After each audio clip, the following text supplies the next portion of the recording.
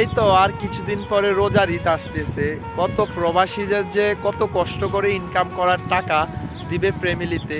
কেন দিবে জানেন? ইনকাম করার টাকা দিবে একমাত্র ফ্যামিলি সুখে থাকার জন্য। এবং কি এই রমজানে তো অনেক জাকাত ফিতরা অনেক কিছুই আসে, তাই না? তো তবুও একটা প্রবাসী যদি কাজ নাও করে, তাও কিন্তু একটা প্রবাসী চেষ্টা করে এগুলা দেওয়ার জন্য। কারণ একটা প্রবাসী চেষ্টা করে যে এই বিদেশ জীবনটা যতই কষ্ট হোক না কেন, যাতে ফ্যামিলির মানুষ একটু শান্তি থাকতে পারে, একটু সুখে থাকতে পারে। তো এই প্রবাসী জীবনের মানুষগুলা মানে নিজের জন্য কিছুই করে না ভাই, নিজের জন্য কিছু করে না। সারাক্ষণ ফ্যামিলির জন্য চিন্তা করে, ফ্যামিলির জন্য ভাবে।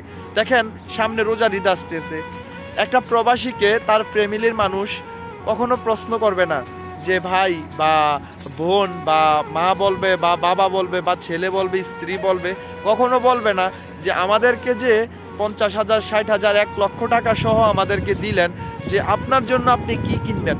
এই প্রশ্নটা কিন্তু কেউ করবে না, এই প্রশ্নটা কেউ করবে না। একটা প্রবাসীর কষ্ট একটা প্রবাসী ছাড়া আর কেউ বোঝে না রে ভাই, আর কেউ বোঝে না।